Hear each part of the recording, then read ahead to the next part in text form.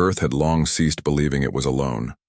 Signals had been sent, math, music, desperate whispers into the void. But for over a century, the cosmos remained mute. Until one quiet April evening in 2137, something answered. She arrived, not with heroism, fanfare, or a fleet, but in a vessel shaped like a teardrop, gleaming and silent as it descended through the ionosphere. No noise, no threat, just a flash of silver in the Pacific sky. The governments of Earth scrambled as they always do when faced with the unknown. Satellites shifted, jets flew. But what emerged from the craft was no harbinger of war. She stood tall, statuesque, and alien, with skin like molten pearl and hair that moved as though touched by underwater currents. Her eyes, twin orbs of translucent violet, flickered with patterns not unlike shifting nebulae. Her name, translated through layered harmonics of her species' thought voice, was Isentha. She didn't demand to speak with generals. She requested a meeting with a civilian, a man named Terran Vell. No one understood why. He was not a diplomat, not a scientist of renown, just a quiet agrobotanist and ecologist living near the Pacific Dome complex, where he cultivated resilient fruit hybrids in Earth's rewilded zones. Terran had heard of the visitor on the news feeds. Who hadn't? But he never expected to be summoned to her quarantine sphere. Yet there he stood, blinking at the guards who ushered him through sterilized tunnels into the translucent biodome where she waited. He didn't know what to say. She did. Her voice, when it came, was like silk soaked in sunlight. "Can I taste it?" she asked, tilting her head slightly, those strange eyes locked onto his. "Just once." He froze. "Taste." "What?" She extended one elongated finger toward the satchel slung across his side. The guards bristled. Terran hesitated, then slowly reached in. From the bag he produced a single ripe banana, yellow, curved, soft-skinned, and lightly speckled with brown sugar spots. He always kept one on him. It was part of a nutrient study he was documenting. Isentha stepped closer, her pupils dilated to twin obsidian moons. "This fruit, it's called banana, yes?" "That's right. Its scent is ancient, familiar. I think our kind once grew something like this before our atmosphere thickened, before the blight took root." She reached out, and without breaking eye contact, cupped the fruit delicately in her pale hands. She didn't peel it. Not yet. Instead, she brought it to her nose and inhaled. Her body reacted as though struck by lightning. A shimmer of colors flickered across her skin, blues and oranges and faint flickers of pink. "This," she whispered. "This is joy, encoded." Terran smiled faintly. "It's also potassium." Isentha looked puzzled. "I don't know what that is, but may I?" He nodded, unsure what else to do. She unwrapped it carefully, like a relic, took a single bite, closed her eyes, and for a few seconds, the biodome itself seemed to hum with vibration. Terran could swear he felt it in his ribs. When she opened her eyes, a single tear drifted down her cheek, hovering just above her skin before evaporating into light. "It reminds me of my mother's garden," she said softly, "and the songs of our winds. I didn't expect that." Terran wasn't sure how to respond. He cleared his throat. "So, why me? Why ask for me?" Isentha blinked, gently wiping her hands on a fabric strip from her robe. "Because when your files were shown to me, you were the only one who smiled while holding fruit," she said. "The others held weapons, tools, data. You cradled a banana and smiled like it was a child." Terran chuckled awkwardly. "I like fruit."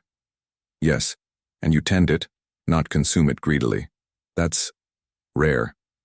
They sat on opposite ends of the dome's central bench, watching Earth's sun settle beyond the simulated horizon screen. Over the following days, Isentha requested more time with him. Always with guards present, but less tense. They talked about food, yes, but also philosophy, culture, life cycles, death rituals, what stars meant to their respective species. She described the Eliri, her nomadic race who once lived among the trees of a now-dead planet called Valethus. Their society had evolved with an appreciation for sensory memory, taste, smell, texture.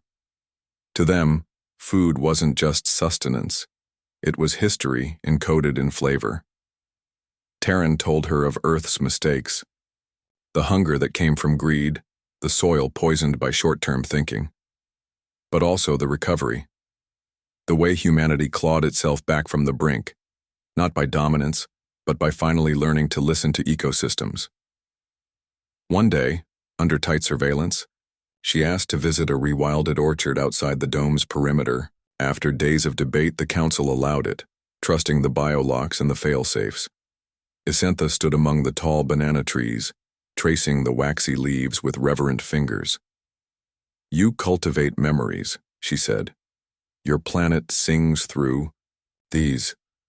Terran plucked a fruit from the highest branch and handed it to her.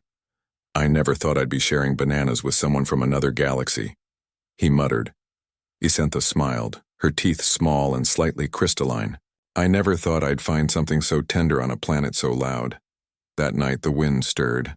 Artificial stars began to blink into existence above them in the biodome sky. Terran stood to leave, but Isentha's hand brushed his arm. He turned. She leaned forward, not threatening, not urgent, just close. "If I asked again," she said, voice low and velvet smooth, "would you allow it?" "Allow what?" Her gaze lingered on his mouth, then met his eyes again. "To taste. Just once more." It wasn't the banana she meant this time. Terran's breath hitched. The moment stretched, fragile as dew.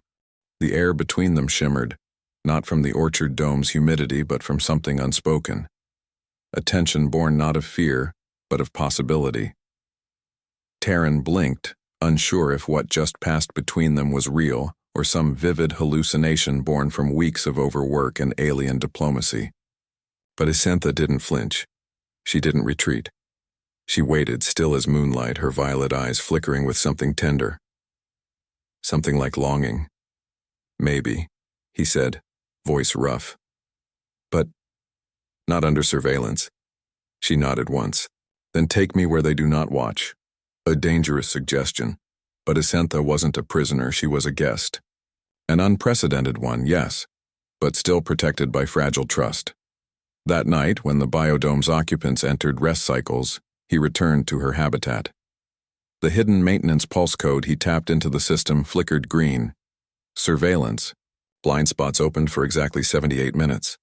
They moved through the dome's shadowy fringes, cloaked in silence, past the barrier field into the rewilded orchard reserve where biosignals blurred under dense canopy. Here, the night air smelled of wet leaves and ripening fruit. Here, satellites could not see. Beneath a grove of soft-leafed banana trees, they stopped. "I've only seen this in dreams," Isentha whispered, lifting a broad leaf. "Green that hums. Earth sings softly here." Terran said nothing. The way she stood, hands open, face tilted to the sky, she looked impossibly alien and heartbreakingly human. She turned to him, stepped closer. Her fingers brushed his, in Illyri culture, she murmured. Taste is the highest form of memory. To taste another is to be remembered by them forever. Terran's breath caught. "And what if you taste something you shouldn't?"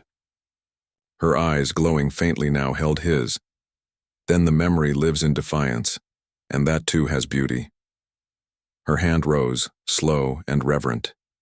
She traced the corner of his mouth with one fingertip, delicate as the kiss of light on water. Then she leaned in. Her lips met his. It wasn't like kissing a human. Her skin pulsed beneath her surface with shifting gold, like sunrise trapped in pearl. Her warmth was steady, her breath cool and honey-sweet, and for one moment, Terran felt himself swallowed in a memory that wasn't yet over. When the kiss broke, the grove was still. She stepped back, not to retreat, but to let the silence breathe. "That," she said, touching her own lips now, "tasted like sunrise and soil, like wonder." He managed to smile. "You taste like starlight. And Bananas. She laughed, surprisingly musical, and the sound echoed through the trees. They sat beneath a tree, sharing another banana, not as food, but as ritual. She ate slowly, eyes closed, memorizing every nuance. He watched her, feeling like something sacred had just been exchanged. Unrecorded, unreported, deeply, exquisitely real. She leaned on his shoulder. I will remember this forever, even if my people erase me. His heart clenched. They do that?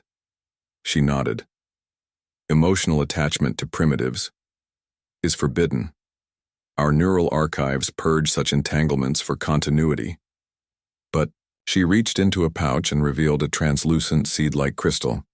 This record sensation, taste, touch, sound, my kind use it before memory ceremonies. She held it between them. If I must forget you, I will keep this hidden, my own rebellion. Taryn took her hand gently. You don't have to forget. I might not have a choice. A silence fell again, not heavy, but pregnant with things neither dared yet speak. Under the gentle hush of banana leaves and stars, beyond clouds they sat close. Two beings from impossibly distant worlds bound by one moment. One taste. The following days felt like a dream that both expanded and shrank with each passing hour. The air between them held an unspoken promise, yet it was veiled by a complex web of their respective worlds. Taryn could feel it in his bones. Something beautiful, fragile, yet incredibly powerful. Despite the Council's unrelenting oversight, Isentha seemed to draw closer to him each time they met. Their conversations grew deeper, more personal, their laughter more frequent. Her questions were endless and insatiable curiosity that both intrigued and terrified him. How do you know when to stop? Isentha asked one evening, her voice lilting with an alien musicality as she sat next to him in the biodome's quiet corner. They had just finished discussing the various uses of Earth's plants, their medicinal properties, and the odd ways humans had learned to cultivate and use them, but the conversation had shifted. Stop? He asked, trying to keep his voice steady. Stop feeling. Her violet eyes were focused on him now, an intensity there that he hadn't seen before. You have a strong will. You hold yourself back. But you are so close. Just once more, Taryn. Can I taste you again?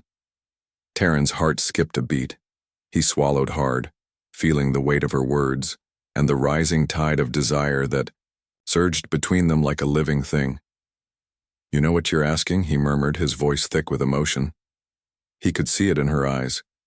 She wasn't talking about a simple kiss. She wanted something more. Something that neither of them had dared to name yet. Isentha's lips parted slightly, her breath drawing in as she watched him. There was no rush, no urgency in her, just a deep, consuming hunger that mirrored his own. I do, she replied softly, her fingers lightly grazing his arm. In a Leary culture, the act of tasting someone is the most intimate thing you can do. It is sacred. It binds your memories, your essences to one another.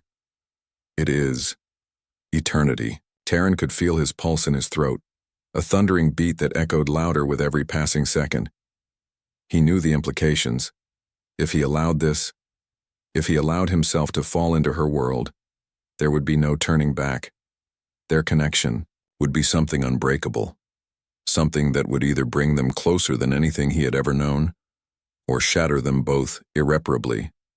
But in that moment, staring into her longing gaze, he couldn't find it in himself to say no. He was torn and yet not. Her soft laugh was like the brush of velvet. You're afraid, aren't you? More than I'd like to admit, he confessed. But I want this.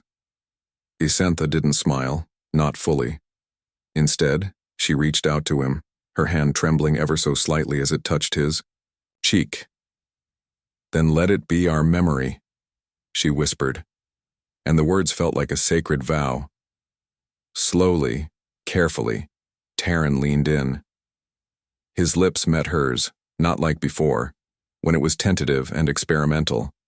This time, it was as though they had both crossed the boundary into something entirely new. Her kiss was deep, slow, exploratory, each movement a question and a promise. His hands found their way to her waist, pulling her closer, as the world around them seemed to fade into nothingness. Her skin felt like fire beneath his touch, her scent intoxicating, sweet, wild, and a little bit foreign. The taste of her lips was like the richest fruit, ripe and full of life. He could feel her pulse against him, each beat a reminder that they were two very different beings, bound by something neither had expected. But it wasn't just physical. There was an undercurrent, a deeper current that ran through the kiss, one that seemed to draw them into an intimate exchange of memories, of experiences, of lives that had never known each other before, but were now intertwined. They broke apart, breathless. Isentha's eyes were wide, her expression unreadable. Now you are part of me. You will never be forgotten. Taryn's heart raced. And you're a part of me now too. She nodded, a soft smile curling her lips. But there was something else in her eyes, something that hinted at the danger they had just unlocked. The delicate thread that now connected them had no guarantee of survival. There were too many unknowns. But for the moment, all that mattered was the echo of her words, the sweetness of her kiss, and the knowledge that somehow, against all odds, they had found something real. Taryn leaned his forehead against hers, breathing in the shared warmth. "Is this how you imagined it?" he asked, his voice soft but filled with wonder. "No," she replied, her fingers tracing his jaw. "I didn't know it could feel like this." They stood there for what felt like an eternity, suspended in a perfect, fragile moment. The stars outside the dome blinked quietly, watching over them as if they too knew something had changed. But Taryn knew this wouldn't be simple. There were still barriers between their worlds, rules that neither of them could ignore. But, for now, the only thing that mattered was the bond they had forged, one that no one, not even the cosmos, could erase. The days that followed were a blur of contradictions, moments of tenderness mixed with the weight of looming reality. Taryn and Isentha grew closer, their shared moments like stolen fragments of time. They spent hours talking, exploring, learning from each other. The stars above, the earth below, the scent of bananas that had brought them together.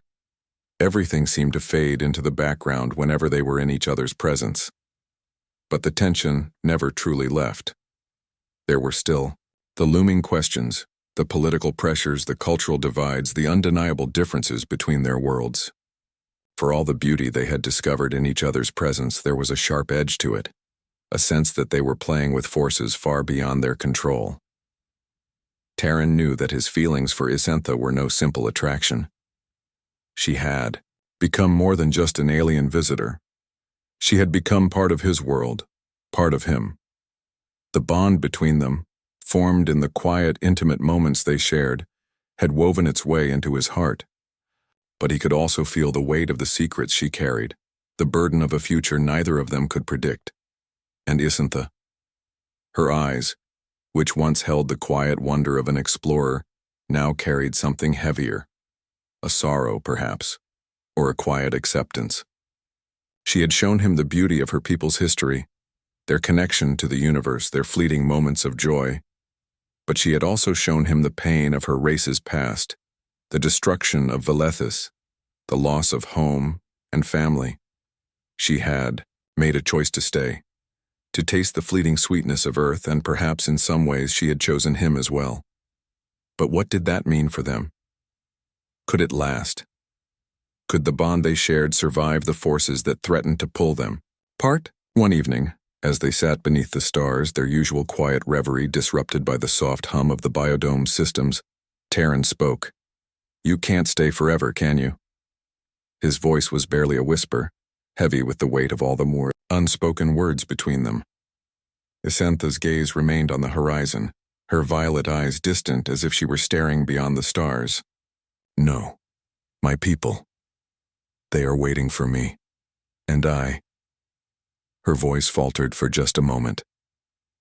I cannot stay in a world that is not mine, not completely. Taryn's heart sank, a sharp pang of reality cutting through the warmth between them. He had known, deep down, that this moment would come. But hearing it spoken aloud felt like the end of something precious. But you don't have to leave right now, he said quickly, reaching for her hand. We still have time. We can. Isentha turned to him then, her expression soft but resolute. Taryn, you knew this was never going to be simple. We are from different worlds. The bond we share is beautiful, but it is also fragile. He swallowed hard, looking into her eyes, seeing the depth of her understanding. I know, he said, his voice cracking slightly. I don't want to let go. I don't want this to end. I don't either, Isentha replied, her hand squeezing his. But some things are not meant to last forever. What we have is a gift, Taryn. A fleeting moment of eternity in the midst of time. She leaned in, her lips brushing his in a kiss that was both soft and heartbreaking. He closed his eyes, letting the sweetness of the kiss wash over him, memorizing the feeling as though it were the last time he would ever taste her. When they broke apart, Isentha smiled, a sad, knowing smile. We cannot hold on to everything, Taryn, but we can remember, and that is enough. Taryn nodded, though the ache in his chest didn't disappear. He wanted more. He wanted a future with her.